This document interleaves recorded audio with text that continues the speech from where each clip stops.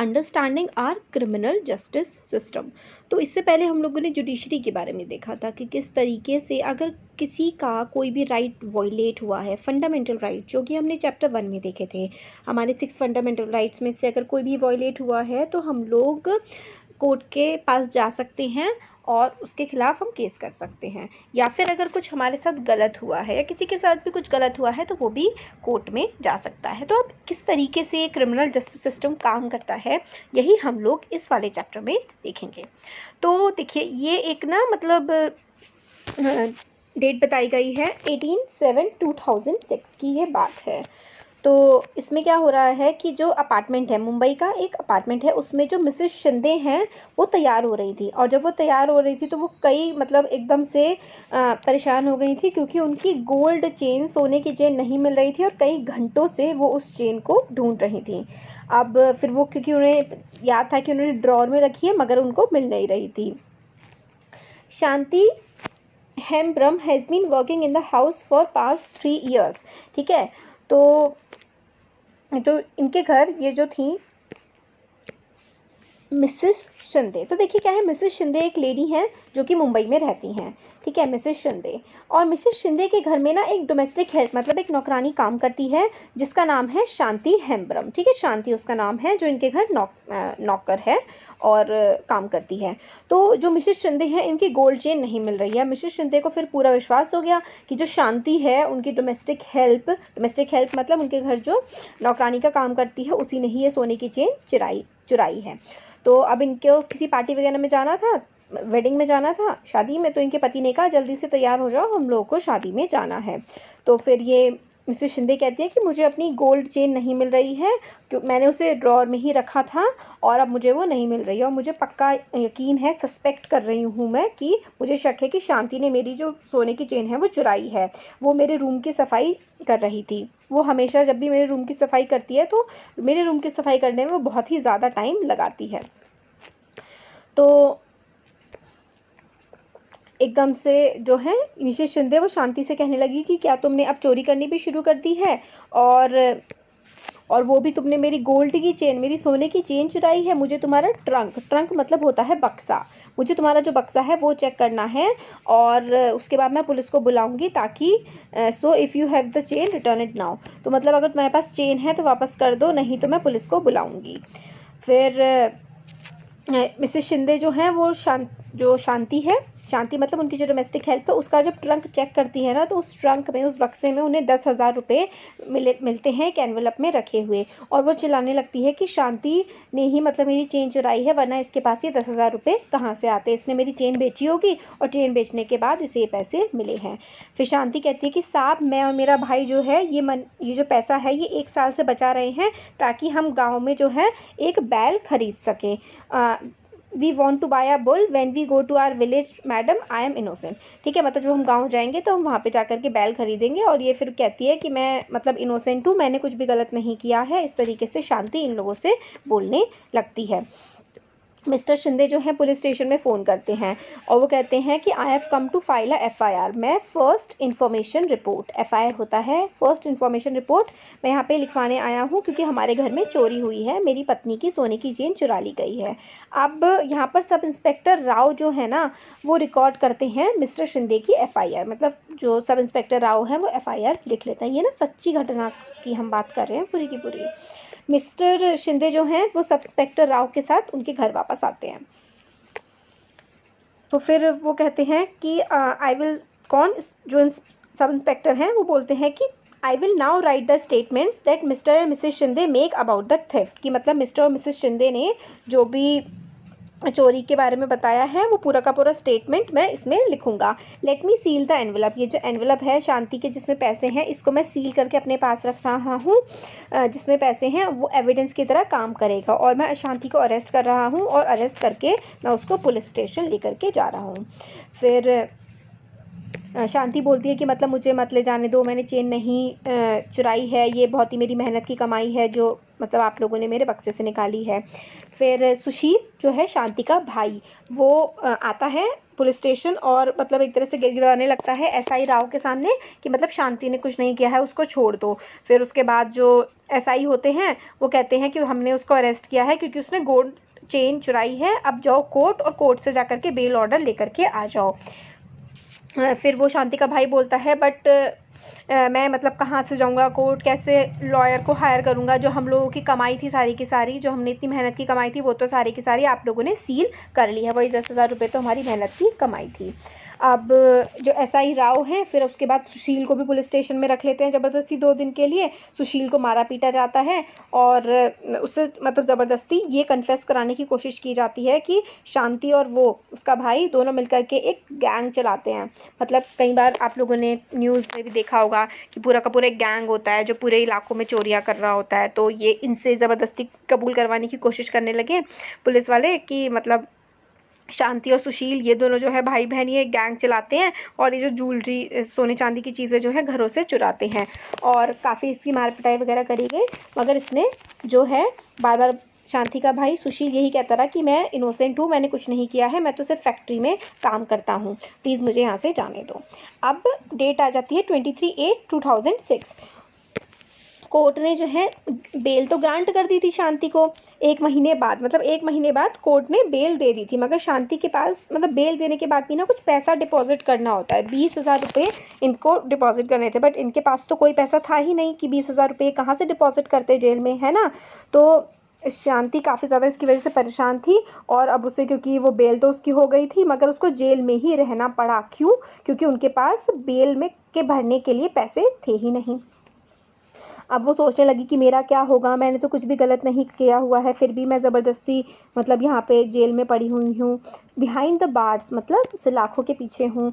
और मैडम ने मतलब वही सोच रही थी कि मैडम ने मेरे पे इल्ज़ाम लगाया बट मैंने तो ऐसा कुछ भी किया ही नहीं है। And the money that we have saving I will ever get it back. क्या जो मतलब 10,000 रुपये इन लोगों ने इतनी मुश्किल से 1 साल से ये लोग सेव कर रहे थे, इनकी मेहनत की कमाई थी वो, तो इनके पास वो कहाँ से आएगी। अब आगे की डेट बढ़ती है 14/9/2006, 14/9/2006 की बात है।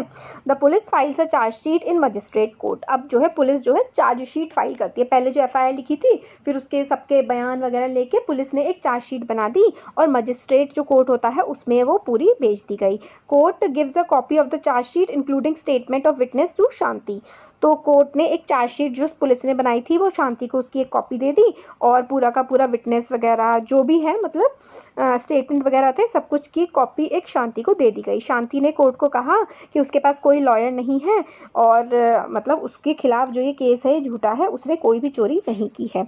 मजिस्ट्रेट ने एक एडवोकेट अपॉइंट करा कमला रॉय को शांति की डिफेंस लॉयर, ठीक है, एट द गवर्नमेंट एक्सपेंस, क्योंकि हमारे देश में कानून है कि कोई गरीब है और अगर वो लॉयर अफोर्ड नहीं कर सकता है ना तो सरकार उसको लॉयर देती है, तो सरकार ने ही शांति को लॉयर प्रोवाइड किया।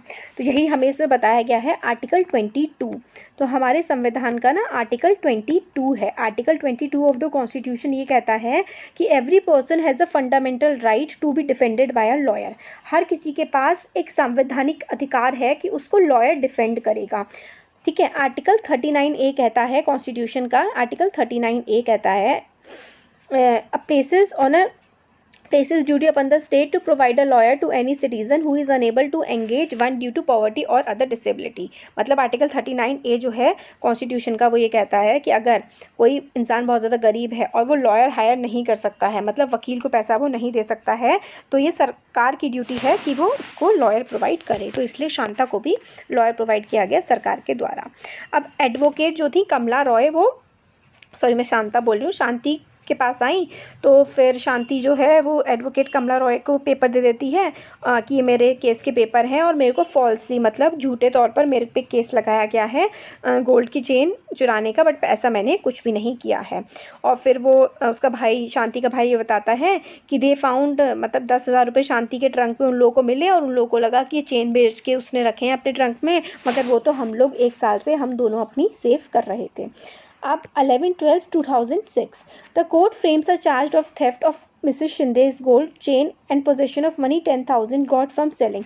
तो यही बोलते हैं कि ये चार्जशीट जो उसी के बारे में है कि जो 10,000 रुपये मिले हैं, और मतलब जो चेन चोरी हुई है और उसके एविडेंस में ये मान रही थी कि 10,000 रुपये मिले हैं, तो मतलब हाँ इसी ने चुराई है। तो जो वही है मिसेस शिंदे कहती हैं कि मैं मानती हूँ कि इसने मेरी चेन चुराई है, तो इस पर केस होगा, मतलब किया जाए। अब देखिए अगला साल आ गया 8/3/2007, public prosecutor appears in case on behalf of state. तो क्योंकि ये पब्लिक प्रोसिक्यूटर कौन होते हैं अभी हम आगे इसमें देखेंगे। पब्लिक प्रोसिक्यूटर वो होते हैं जो जैसे कि क्राइम किया है किसी ने, ये जो थेफ्ट होता है ना, जो चोरी होती है, चोरी मतलब क्राइम अगेंस्ट पूरी सोसाइटी होता है, मतलब चोरी करना तो पूरी सोसाइटी के खिलाफ क्राइम है, इसलिए इस केस में पब्लिक प्रोसिक्यूटर बुलाया गया। He present Mrs and Mr Shinde case as a key witness. तो मिस्टर और मिसेस शिंदे जो है वो की विटनेस हो जाएंगे इस केस में, क्योंकि भाई उनकी चेन चोरी हुई है, उन लोगों ने भाई उसका शांति का ट्रंक जब चेक किया तो 10,000 रुपये मिल गए, तो पुष्टि हो गई कि भाई हाँ चुरा करके बेच दिए और ये उसके पैसे हैं। तो यही बताया गया। So tell me Mrs Shinde how did the gold chain go missing. तो इन्होंने जो पब्लिक प्रोसिक्यूटर थे जो कि वो मिसेस शिंदे से पूछने लगे कि आप ये बताइए कि जो ये चेन है ये किस तरीके से गायब हुई थी। तो ये मिसेस शिंदे बताने लगी कि मैंने जो चेन है वो ड्रॉर में रखी थी, और जब मैं कोई आउटसाइडर, कोई बाहर का इंसान तो घर में आता नहीं है, और फिर मेरी चेन गायब थी, तो मैंने शांति का जब ट्रंक चेक किया, ट्रंक मतलब बक्सा, तो उसमें 10,000 रुपये का एनवलप मिला, और ये उसको पक्का उसने 10,000 रुपये और कहाँ से आएंगे उसके पास, उसने जो मेरी गोल्ड चेन है उसको बेचा होगा, तभी वहाँ से आए होंगे। फिर जो दूसरी एडवोकेट है जो शांति के लिए केस लड़ रही हैं, वो मिसेस शिंदे से कहती हैं कि तो बेसिकली आप ये कह रही हैं कि आपने शांति को चोरी करते हुए नहीं देखा है, ना ही आपने शांति के पास से चेन निकाली है। तो ऑल्सो 3 साल से शांति आपके वहाँ काम कर रही है और कभी भी उसने ऐसी कोई चोरी नहीं करी, ना ही आपके घर से कोई चोरी हुई है, और आप रेगुलरली हर महीने आप उसको 1,000 रुपये महीने के पे भी कर रही हैं। मतलब 3 साल से आपके घर में शांति काम कर रही है, आपके घर में 3 साल से कोई चोरी नहीं हुई है, और 1 महीने आप हर महीने जो है 1,000 शांति को देती हैं। तो ये कहती हैं कि हाँ ऐसा ही है।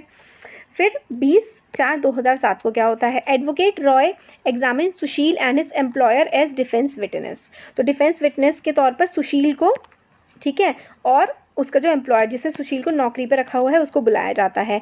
Through their testimonies she is able to show that 10,000 found in Shanti's trunk could well be earnings of Sushil and Shanti. तो फिर वो ये प्रूव कर देती है कि जो 10,000 रुपये शांति के ट्रंक से मिले हैं वो शांति और सुशील के कमाए हुए पैसे हैं, मेहनत की कमाई है। तो ये प्रूफ कर देती है वो जो लॉयर है।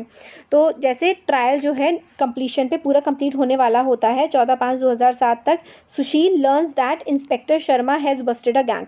सुशील को पता लगता है कि जो इंस्पेक्टर शर्मा है उन्होंने एक गैंग का पूरा पता लगा लिया है जो कि ज्वेलरी चुराता है, और मिस्टर जो शिंदे हैं, जो शिंदे थे मिस्टर और मिसेस शिंदे, इनके पड़ोस में जो गैंग ज्वेलरी चुराता था उसके बारे में पूरा पुलिस को पता लग गया है। Some of Mrs Shinde's sons friend, Mrs Shinde के जो बेटा है उसके काफ़ी सारे दोस्त भी इस गैंग के पार्ट थे। Mrs Shinde's chain has been found on them. तो वो जिस गैंग को पकड़ा गया, जो गैंग चुराता था सारी की सारी ज्वेलरी, और बिल्कुल मिस्टर शिंदे मिसेस शिंदे के घर के पास वो सारा का सारा काम हो रहा था, उसमें उस गैंग में मिस्टर एंड मिसेस शिंदे के बेटे के कुछ दोस्त भी मिले हैं, और वो चेन भी उनके पास ही मिल गई। तो सुशील ने एडवोकेट रॉय को इसके बारे में बता दिया। Advocate Roy now calls inspector Sharma as a defensive witness. तो इंस्पेक्टर शर्मा को डिफेंस विटनेस के तौर पर बुलाया गया। फिर उनसे पूछा जाता है, ये पूछती हैं कि इंस्पेक्टर शर्मा क्या आप हमें कुछ बताना चाहेंगे कि आपको क्या पता लगा है। तो इंस्पेक्टर शर्मा बोलते हैं कि जो चेन आइडेंटिफाई कर ली है मिसेस शर्मा ने कि वो उनकी है, गैंग को बस्ट कर दिया गया है, और who had stolen the chain, these boys have admitted that they have stole the chain. और लड़कों ने मान भी लिया है कि उन्होंने ही ये चेन चुराई थी। फिर 15/7/2007 अगले दिन जज ये सारी की सारी चीज़ सुनता है, सारे के सारे विटनेस की बातें सुनते हैं जज, और पूरी testimony inspector Sharma, advocate Roy, ये सब की सुनने के बाद argues before the court that it has now been established that Shanti is innocent and should be acquitted. कि तो एडवोकेट रॉय बोलती हैं कि आपने देख लिया कि शांति जो है वो बिल्कुल इनोसेंट है और उनको बरी किया जाना चाहिए। एक्विट का मतलब है सारे के सारे गुनाहों को कह के कि ये हैं, इन्होंने किए नहीं हैं और इनको रिहा कर दिया जाए, फ्री कर दिया जाए। तो Shanti you hereby acquitted of charge. तो जज बोलते हैं कि आपको एक्विट किया जाता है, सारे चार्ज से मुक्त किया जाता है। पुलिस आपके 10,000 रुपये आपको दे देगी जो कि आपने स्टील नहीं किए हैं। मतलब जो पुलिस वालों ने सील करके रखे हैं वो आपके पैसे आपको मिल जाएंगे। और रिटर्न जजमेंट में ये भी कहते हैं I have made it a point that highlight, ये करते हैं कि जो SI राव थे उन्होंने जो इन्वेस्टिगेशन की है इस केस में, ये वाला जो केस था कि शांति ने चुराई है, बहुत ही ख़राब तरीके से इन्वेस्टिगेशन की गई है जिसकी वजह से शांति को ज़बरदस्ती ही इतना टाइम जेल में बिताना पड़ा।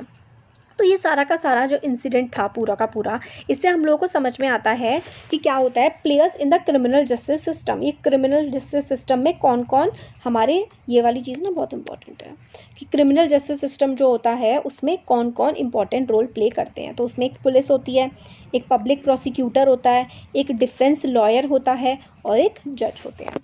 तो पुलिस होती है, ठीक है, जो इन्वेस्टिगेशन करती है। पब्लिक प्रोसिक्यूटर सरकार की तरफ से केस लड़ते हैं। डिफेंस लॉयर मतलब देखिए क्या होता है ना, एक पर्सन A है, एक पर्सन B है।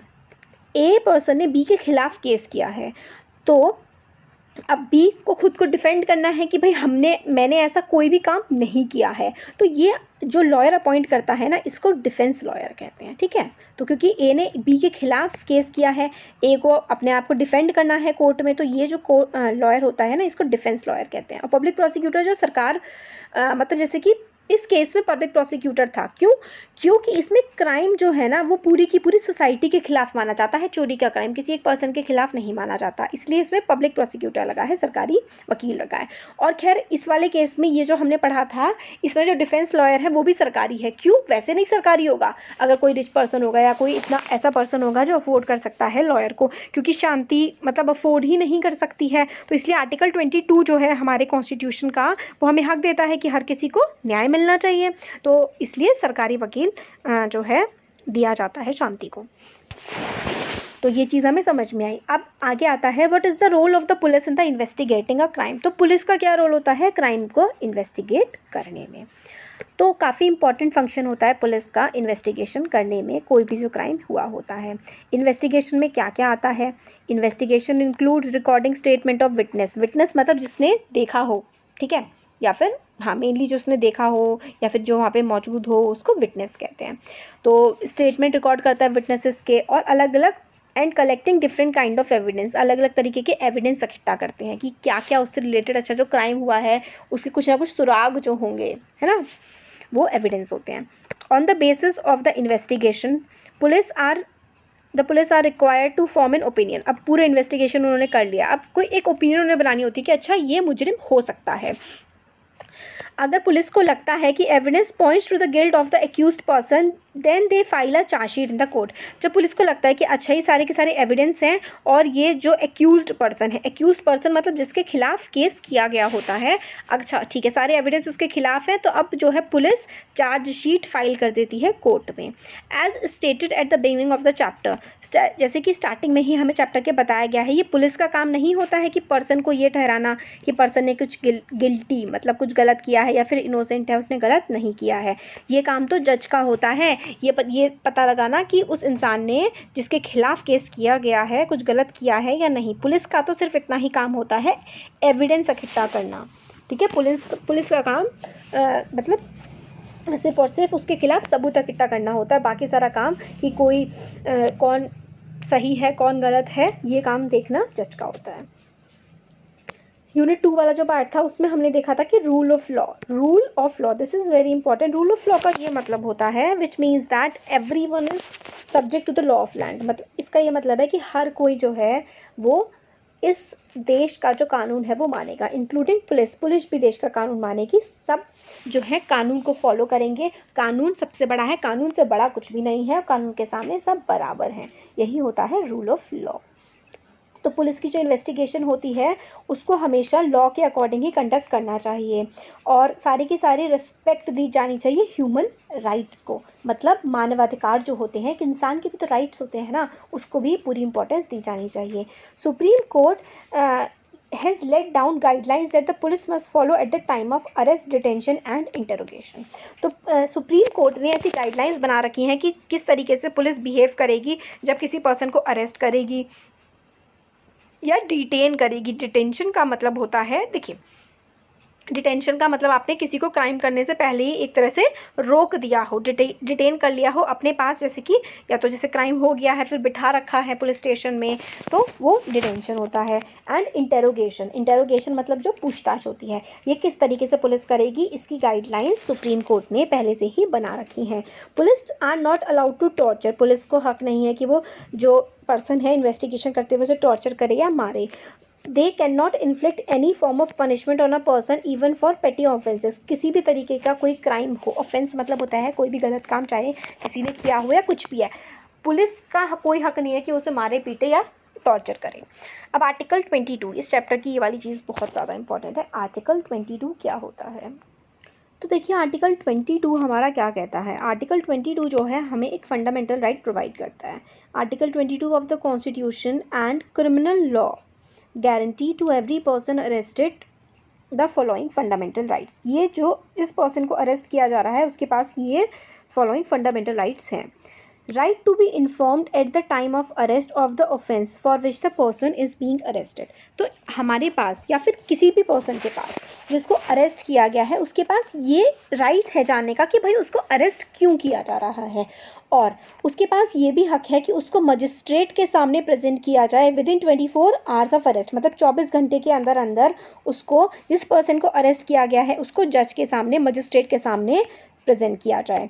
Right not to be ill treated और टॉर्चर ड्यूरिंग अरेस्ट, मतलब जिसको अरेस्ट किया गया है उसको इल ट्रीट या टॉर्चर ना किया जाए। Confessions made in police custody can not be used as evidence against the accused, और जो कन्फेशंस बात बुलवाई जाती है पुलिस के द्वारा, क्योंकि उसको मतलब एक एविडेंस, उसको प्रूफ नहीं माना जाएगा कोर्ट में, क्योंकि कई बार पुलिस काफ़ी टॉर्चर करके बुलवा लेती है तो उसको एविडेंस के तौर पे नहीं माना जाएगा। अब बॉय, एक लड़का जिसकी एज 15 साल से कम है और किसी भी वुमेन को पुलिस स्टेशन में क्वेश्चन पूछने के लिए नहीं बुलाया जा सकता है, सिर्फ क्वेश्चनिंग करने के लिए नहीं बुलाया जा सकता है। अब सुप्रीम कोर्ट ने ना डी.के. बसु गाइडलाइंस दी हैं।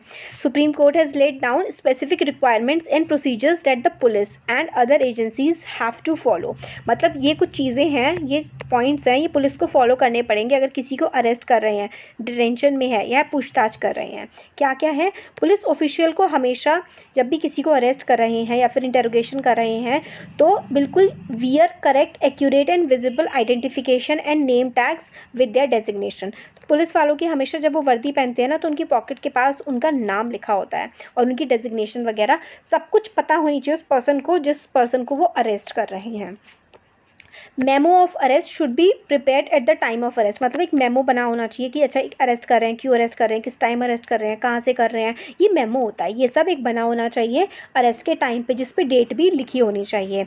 और it should be attested bye at least one witness, और एक वन विटनेस उस पर साइन करे जो देख रहा है उनको अरेस्ट करते हुए, वो फैमिली का भी हो सकता है, जो पर्सन जिस पर्सन को अरेस्ट किया गया है उस पर्सन की फैमिली का भी वो हो सकता है।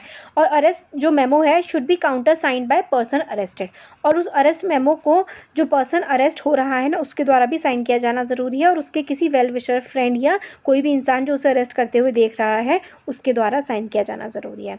पर्सन जिसको अरेस्टेड डिटेन किया गया है उसके फैमिली, फ्रेंड या किसी भी वेल विशर को, मतलब कोई भी फैमिली वाला है, फ्रेंड वाला है, अगर जैसे कि भाला मतलब फैमिली का कोई भी पर्सन है उसको बताया जाना बहुत ज़रूरी है। पुलिस बताएगी कि भाई इस पर्सन को हमने अरेस्ट किया है।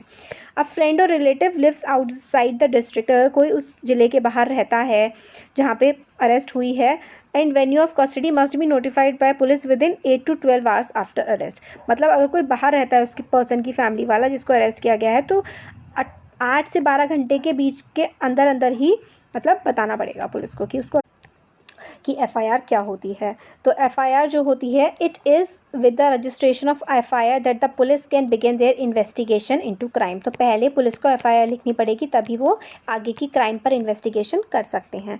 लॉ कहता है दैट ये कंपलसरी है for an officer in charge of a police station to register FIR whether a person gives information about a cognizable offence. तो कॉग्निजेबल ऑफेंस क्या होता है, जिस पर अरेस्ट किया जा सकता है, ठीक है। कॉग्निजेबल ऑफेंस ऐसे होते हैं जिन पे अरेस्ट कर सकती है पुलिस खुद से। तो इसमें यही है कि कंपलसरी होता है एक एफआईआर को लिखना। This information can be given to the police entirely orally और इन राइटिंग, तो ये जो इन्फॉर्मेशन है कि वही क्राइम हुआ है, ये पुलिस को कोई ओरली आके बता सकता है या कोई राइटिंग में भेज सकता है। एफआईआर जो है उसमें क्या क्या लिखा होता है, डेट, टाइम, जिस जगह अपराध हुआ है, और बेसिक डिटेल्स ऑफेंस के बारे में, और डिस्क्रिप्शन की, मतलब क्या क्या हुआ है पूरे इवेंट में, सब कुछ एफआईआर में लिखा जाता है। If known the identity of the accused person and witness is also mention, अगर जिसने एक्यूज्ड पर्सन जिसने ये काम किया है अगर उसके बारे में पता होता है और विटनेसेस भी अगर होते हैं तो वो भी एफआईआर में लिखा जाता है। FIR also states the name and address of the complainant, तो जो कंप्लेन करता है ना उसका नाम और उसका एड्रेस भी एफआईआर में लिखा जाता है। There is a prescribed form in which the police registered an FIR, एक पूरा प्रेस्क्राइब्ड फॉर्म होता है, फॉर्म हमारा ये इस तरीके से फॉर्म होता है जिसमें सारी की सारी इन्फॉर्मेशन पहले से फॉर्म बना होता है, उसमें इन्फॉर्मेशन भरी जाती है। और एफआईआर जो कंप्लेंटेंट होता है, जो कंप्लेन करता है, उसके द्वारा एफआईआर जो है फाइल की जाती है। और complainant also has a legal right to get a free copy of the FIR from the police. ठीक है, जो कंप्लेन करता है उसके पास ये भी राइट होता है कि एफआईआर की एक फ्री कॉपी भी पुलिस उसको प्रोवाइड करे। अब आता है the role of public prosecutor, कि जो पब्लिक प्रोसिक्यूटर होता है उसका रोल क्या होता है, उसका क्या काम होता है।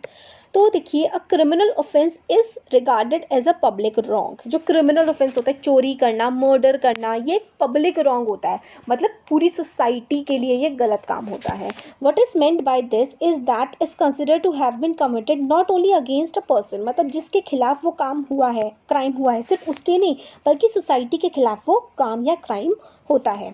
आपको do you remember the case of dowry death of Sudha that we have read in the previous chapter. इससे पहले हमने डाउरी डेथ के बारे में देखा था, सुधा को जला करके मार देती है उसकी सास और उसका पति। ठीक है, तो लक्ष्मण और उसकी फैमिली जो है प्रेजेंटेड बाय द स्टेट, ठीक है, एक्यूज्ड जो होते हैं, क्योंकि भाई डाउरी जो है वो एक पूरी सोसाइटी के खिलाफ क्राइम होता है, मर्डर कर दिया डाउरी की वजह से।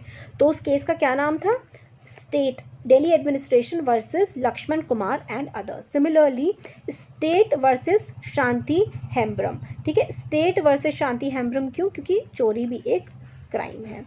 And not Mrs Shinde and versus Shanti Hembram, क्यों, क्योंकि चोरी, थेफ्ट जो है वो एक कैसा क्राइम है, सोसाइटी के खिलाफ क्राइम है, इसलिए उसको स्टेट के खिलाफ चलता है केस, स्टेट वर्सेस करके। In court it is the public prosecutor who represent the interest of state, public prosecutor जो है वो स्टेट के, मतलब सरकार को रिप्रेजेंट करता है। The rule of prosecutor the role of the prosecutor begins once the police has conducted the investigation and filed the charge sheet in the court। तो जो प्रोसिक्यूटर का जो रोल होता है ना वो तब शुरू होता है जब पुलिस जो है वो चार्जशीट फाइल कर देती है और इन्वेस्टिगेशन मतलब करना शुरू कर देती है। प्रोसिक्यूटर का काम तब शुरू होता है, लॉयर का काम, जब पुलिस चार्जशीट वगैरह फाइल कर देती है कोर्ट में। और उसका रोल इससे पहले नहीं होता, मतलब इन्वेस्टिगेट करने में क्राइम को कोई रोल नहीं होता पब्लिक प्रोसिक्यूटर का। Prosecutor must conduct the prosecution on behalf of state, मतलब स्टेट की तरफ से, गवर्नमेंट की तरफ से वो केस लड़ता है। As an officer of the court it is his her duty to act impartially and present the full and material facts, witnesses and evidence before the court to enable the court to decide the case। तो public prosecutor होता है, इसलिए उसका ये काम होता है कि वो इम्पार्शियल रहे। इम्पार्शियल का मतलब है कोई भेदभाव ना करे, और जो भी मटेरियल है, जो भी विटनेस है, जो भी एविडेंस है, सबूत मिल रहे हैं, सब कुछ कोर्ट में पेश कर, ये पब्लिक प्रोसिक्यूटर का काम होता है। पब्लिक प्रोसिक्यूटर सरकार के द्वारा नियुक्त किया जाता है। अब जज का क्या रोल होता है, तो जज जो है वो एक एम्पायर की तरह काम करते हैं। जैसे कि कोई गेम में एम्पायर होते हैं, वो देखते हैं कंडक्ट को, मतलब जो ट्रायल चल रहा होता है ना, जो केस चल रहा होता है, वो अच्छी तरह से देखते हैं, दोनों तरफ के दलीलें सुनते हैं, दोनों तरफ के जो वो होता है केस क्या क्या वो बता रहे हैं वो सारा का सारा सुनते हैं, सारे एविडेंस को देखते हैं और फिर उसके बाद अपना फैसला देते हैं। जज decides whether the person accused person is guilty है या इनोसेंट है, जो एविडेंस उनके सामने रखे जाते हैं उसके अकॉर्डिंग्स पे। If the accused is convicted, अगर उसको सज़ा करी जाती है, देन द जज प्रोनाउंस द सेंटेंस, अगर कन्विक्ट हो जाता है कि हाँ इसने क्राइम किया है, तो जज जो है वो सेंटेंस प्रोनाउंस करते हैं, मतलब वो सज़ा सुनाते हैं। और अगर पर्सन को जेल भेजा जाना है, उस पर फ़ाइन लगाना है या जो भी करना है लॉ के हिसाब से, कानून के हिसाब से जज वो सुनवाई देते हैं। फेयर ट्रायल क्या होता है, फेयर ट्रायल का मतलब है जिसमें सबको हक मिले अपनी बात रखने का। तो let us for a moment imagine what have happened if the जज decided to try Shanti's case very differently. अगर वो शांति की केस को बहुत अलग तरीके से उनकी सुनवाई करते तो क्या होता कि कोर्ट मतलब कॉपी नहीं प्रोवाइड करता चार्जशीट की शांति को, और ये पहले से ही मान लेता स्टेटमेंट ऑफ विटनेस जो है शांति के, मतलब पहले से मान के बैठ जाता कि शांति ने क्राइम किया है, तो क्या होता, तो वो फेयर ट्रायल नहीं होता। बट इफ़ द ट्रायल जो है वो एक सीक्रेट लोकेशन पे हो जाता जिसमें शांति है, शांति के भाई सुशील को जाने ही नहीं दिया जाता, शांति को लॉयर नहीं दिया जाता, एडवोकेट रॉय को टाइम नहीं दिया जाता क्वेश्चन करने का विटनेस को प्रोसिक्यूशन के, ठीक है। मिसेस शिंदे जो है instead had already decided that Shanti was guilty, तो क्योंकि मिसेस शिंदे ने तो कह दिया था शांति गिल्टी है और कोर्ट भी ये मान लेती तो मतलब ये बात गलत हो जाती। इफ़ अगर ये होता कि शांति को अपनी बात रखने का ही मौका नहीं दिया जाता तो वो अनफेयर ट्रायल होता, वो मतलब शांति को बात रखने का ही मौका नहीं दिया, उसको तो पहले से ही गिल्टी मान लिया चाहे वो हो या ना हो, तो वो अनफेयर ट्रायल हुआ।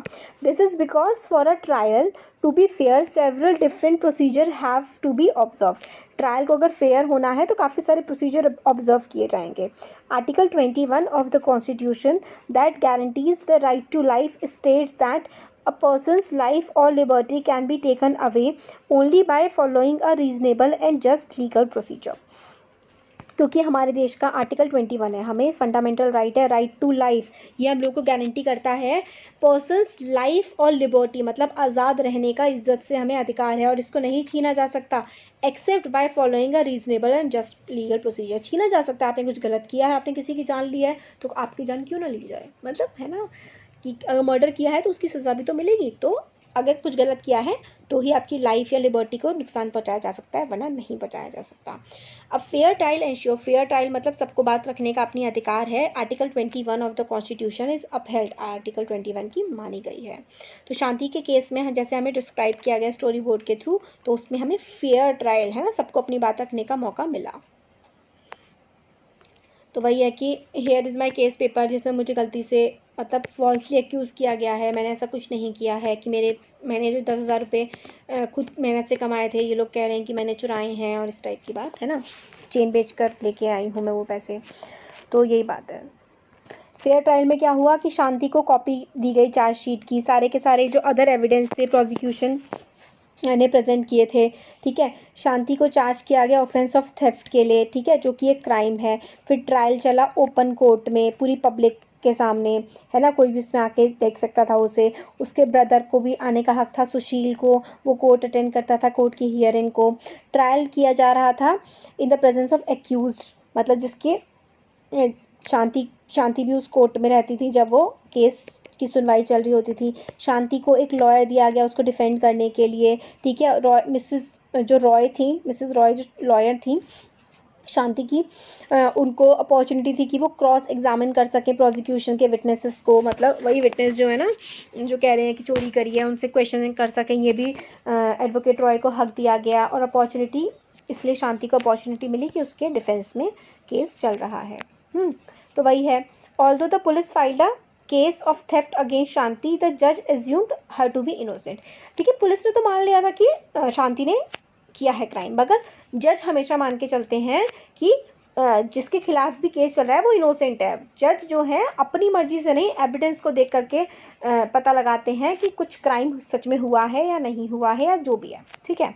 It was the responsibility of the prosecution to prove beyond reasonable doubt that Shanti was guilty. तो प्रोसिक्यूशन को जिसने मतलब केस किया है ना उस पर ये दामोदार मतलब कहते हैं उसकी रिस्पॉन्सिबिलिटी होती है ये प्रूफ करना कि भाई आपने जिसके खिलाफ केस किया है वो गिल्टी है, उसने अपराध किया है, ठीक है। अगर प्रोसिक्यूशन उसको गिल्टी प्रूफ नहीं कर पाता है, प्रोसिक्यूशन जिसने केस किया है, जो केस लड़ रहा है जो लॉयर, वो अगर शांति को गिल्टी या फिर गिल्टी का मतलब होता है कि अपराधी नहीं प्रूफ कर पाता तो उसको बेल मिल जाएगी। It is significant that the जज decided the matter only on the basis of the evidence before the court.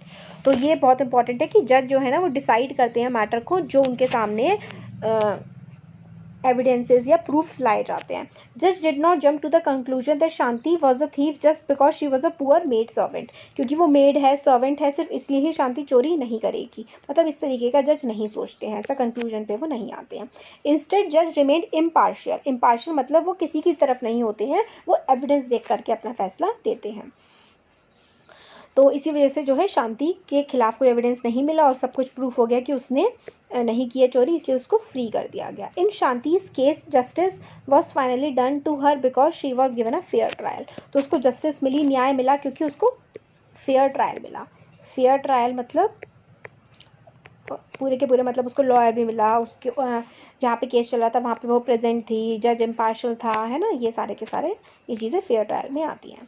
तो हमें यहाँ पे बताया गया है constitution and the law both state that all the person that we have discussed in this chapter should carry out their roles in proper manner। Constitution कहता है कि सारे के सारे जो पर्सन हैं उनको अपना जो काम है वो सही तरीके से करना चाहिए। इसका ये मतलब है कि that they all need to work together, that every citizen irrespective of their class, caste, gender, religious, ideological beliefs get fair and fair trial. मतलब सबको फेयर ट्रायल मिले, चाहे वो गरीब हो अमीर हो, है ना। अगर उसने क्राइम नहीं किया है तो उसे सज़ा नहीं मिलनी चाहिए। रूल ऑफ लॉ, ठीक है, रूल ऑफ लॉ के बारे में हमने देखा है कि सब कानून के सामने बराबर हैं। कहता है कि everyone is equal before law. The law would not make such sense if every citizen were not guaranteed a free trial by the constitution. तो भाई रूल ऑफ लॉ क्या ही होता अगर फ्री ट्रायल का हक हर किसी को नहीं दिया गया होता।